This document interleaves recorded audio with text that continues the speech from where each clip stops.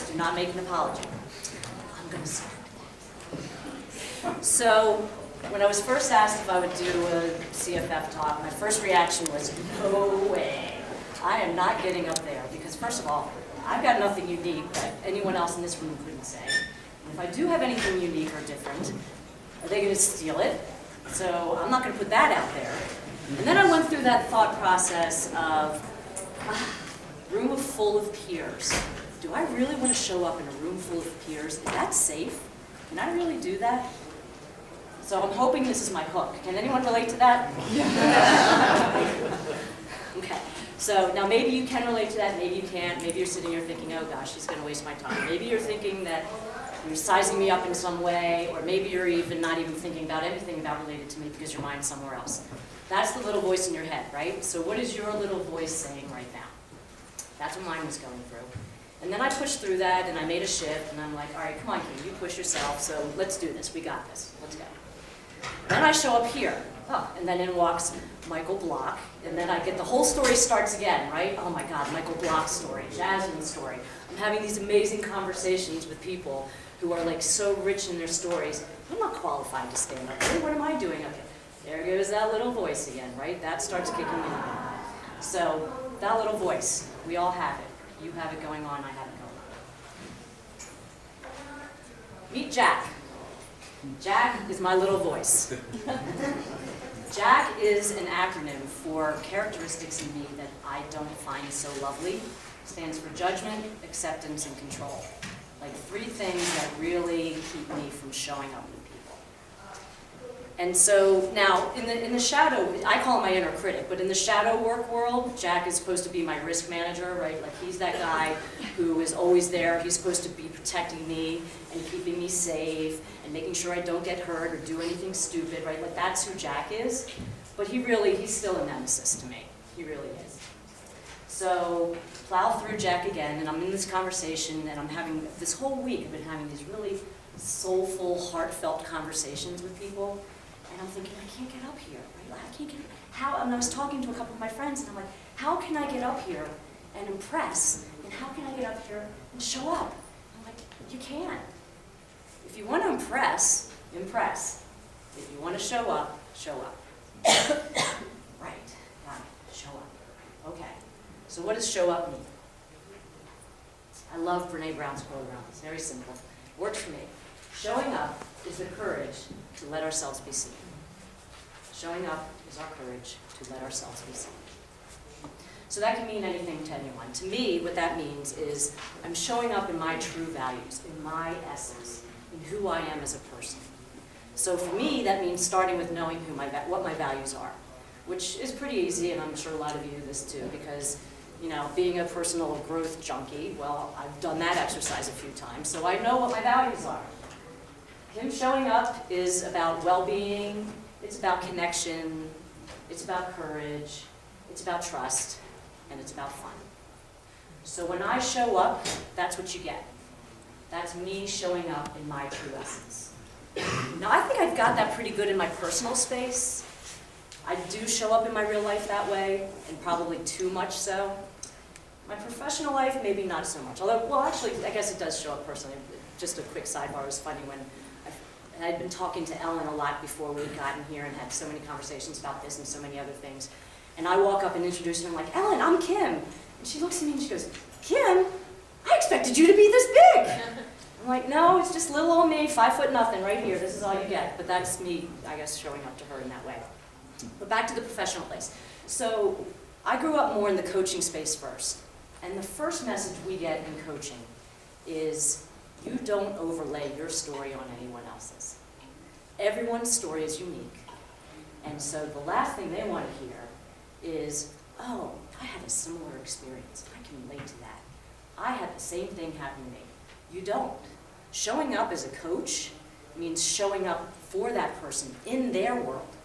So when I'm present and showing up for my clients in the coaching world, it's me showing up in their world. My clients think they know me so well. They think they really understand who I am and everything, but it's not. They don't. They don't know anything about me. But what they do know is that I show up for them. Then come into the YPO space as a facilitator, a whole different ballgame, right? So here it's, You got to go into the cave together. You got to be able to model the behavior you want to see. You got to show up vulnerable. You got to go show your emotions. You got to go into this curious space with people. You got to show up in a very different way. So that was, I could do that. I can play in that arena, but it was definitely something that tripped me up for a while when I was entering in and out of both of those spaces. So where do I land? I land wherever my clients need me, right? Like if you need me to be in coaching mode, I'm going to be in coaching mode. If I need to be a facilitator, if I need to be a presenter, not my favorite space, by the way.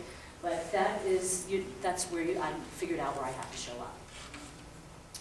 So I had to figure out for me, because I was kind of in this stuck place a couple years ago, of where is it that I need to really do some work around this? Because I wasn't feeling like I was doing well in my work, but I just felt like something was missing. So in the LA conference 2 years ago, we had that same exercise that we do here where you pick a secret facilitator and they send you a message. Well, I was fortunate to have Terry Plockman as my secret facilitator, and he left me a quote at the end of the retreat that was right on mark. It was what I needed to hear at that place in my life. Oh, that wasn't it. Oh, is it missing? I guess it's missing. All right, I'm going to tell you what it is. It is Viktor Frankl's quote. You know where I'm going with this? Yeah. Between stimulus and response, there is a space. And in that space is your power to choose your response. And in your response is your growth and your freedom. That was a watershed moment for me. It wasn't earth-shattering, but it was what I needed to hear in that moment. And so for me, that really moved me to a place of, great, that's my next move. And somehow my slides got messed up here, so I got to go back a sec and see what happened. Hang on. All right. So this is like later that I'm supposed to be saying something about this, so that's really cool. There it is. There's the quote. Okay.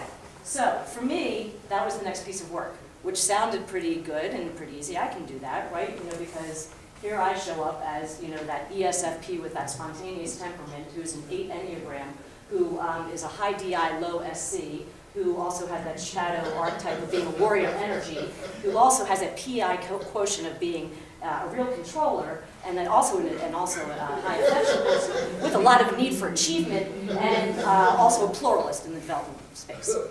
So I got this, I can do this, right? Just read a couple manuals, read a couple books, and then that's when I could go back to that place around the, all I have to do is just show up authentically and do, just show up in that way, right? That's easy.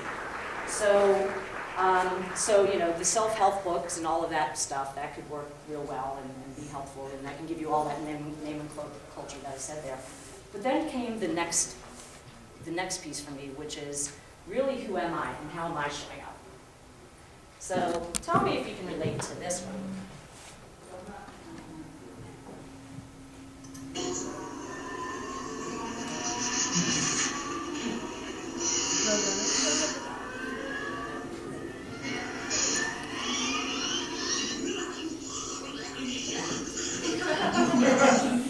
That's me. Tasmanian devil. That's how I live my life. I'm spinning. I'm going round, really fast, getting things done. Everything's happening, making the world move and everything. Then I stop. And I look around. And I get my markers. And then I do my job. And I facilitate. And I do pretty well at it. And then I spin again, and I go, right? How many of you live your life like that? Do any of you facilitate like that?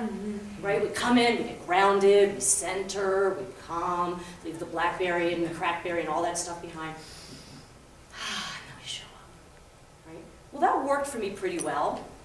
But then I found that it only got me so far. It only moved the ball so far. I wasn't feeling complete. I wasn't feeling like I was really the best on my game. And I was still missing something. And the missing something was the incongruence that I had created in myself by living this and then the pause.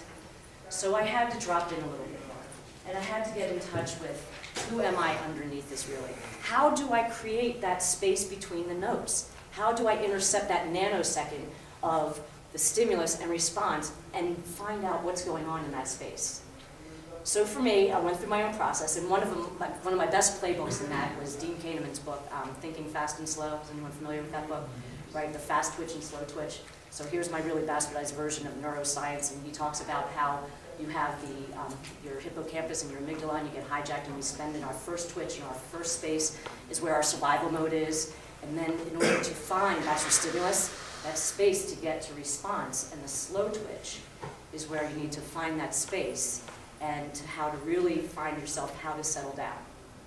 So for me, that meant creating some serious muscle confusion, because you saw how I was living. So I started my regiment, and actually I always had this, and these were things that I had to do to create my own muscle confusion.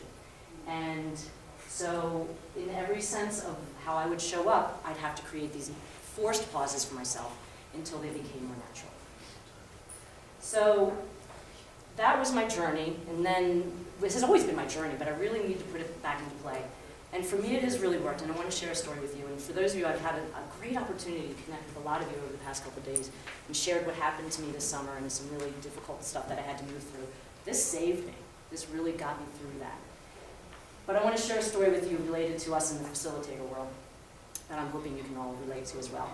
So about a year ago, I get tapped by a forum to do their retreat, and it's, tell me if you've heard this story before. They're WPOers, they've been together 17 years, they've done it all, they've seen it all. What do you got?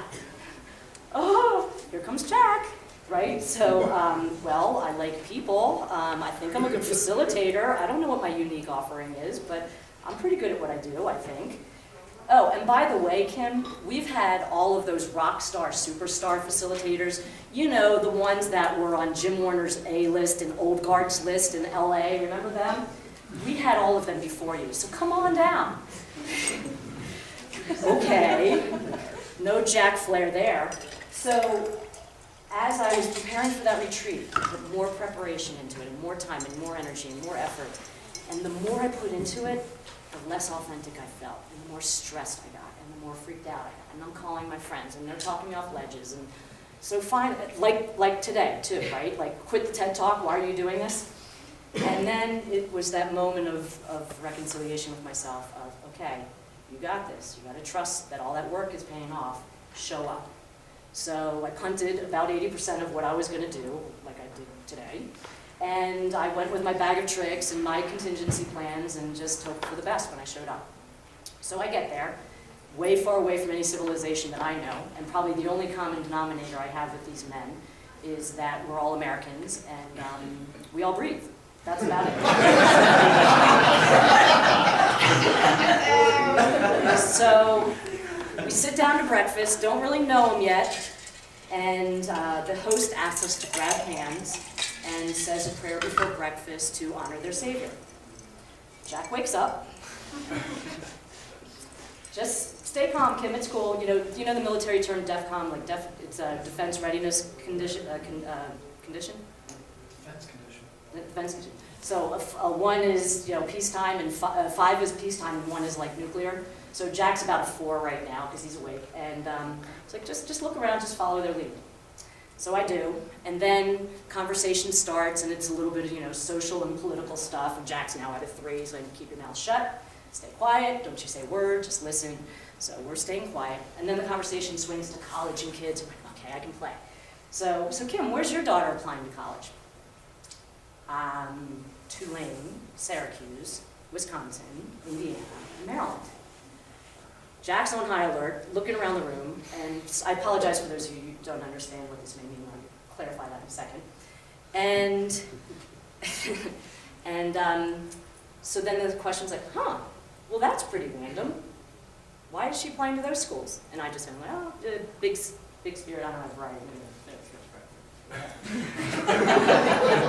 Jack is doing everything in his power to not go down, right? He's like keeping me, stay afloat, don't say a word, just hang in there, Kim. I'm fully aware that my body is like in total reaction mode. And it's a feeling I've had before, it's a feeling I've had thousands of times before, but I wasn't aware of it like I was in this moment because of that work I'd been doing. So then we move into the retreat, and I play my vulnerability card up front because I got to make that connection, and I start with, I got to admit to a little bit of performance anxiety here. The expectations were set pretty high, you guys, so, and I know you can smell fear, right? I know it, I see your skepticism, so I played that card a little bit, and it leveled the mood a little bit, and we calmed down. And then when we were into a little bit further in, and a little bit of issues clearing, and a conversation around what do we need to have to say to be able to come present in the room. So I said, I gotta come clean. I had a really strong reaction at breakfast. And I'm having a really hard time trying to articulate this right now, but I'm going in. Jack, back me up. Cover me, dude. We're going in. So, here's the deal. There's nothing random about where my daughter is applying to college. Wow. We're Jewish. She's Jewish. It's not something I say out loud. I have 51 years of ancestral fear. My parents have it. My grandparents have it. Their grandparents. Whole history of that ancestral fear. I've never said out loud in a group like this, obviously, news to me, and to them, the admittance of being Jewish and holding that space for myself. And in that moment when I was sharing that with them, I realized what was going on in my body, and so did they. And what I noticed about it, it's the shame, it's the fear of being stereotyped, it's the aggression, the microaggression that I never really personally felt, at least I didn't think I did. My brother did. He got teased for having a Jew fro. My family did. We had a swastika painted on our house, but we had all these Jewish neighbors, so why? It was just vandalism. It wasn't anything. It wasn't me. I got teased a little bit here and there. It was there, and I didn't know it. And I felt it every single time I was in that position, but never like I did in that moment. So what happened from there was magical. You know how the story goes, right? It creates the revolutionary space that just you wait and see. They're waiting to see what happens next. They created it from there. I can just step back and let it happen. So I share that with you in two things that I'm going to ask of you as Jack and I leave here and beat myself up for all the things I screwed up while I was standing up here. The two things I want to leave you with in that is, what's your Jack? What is your inner critic or risk manager, and or both? What is it for you? And then my request and my invitation is to please share it.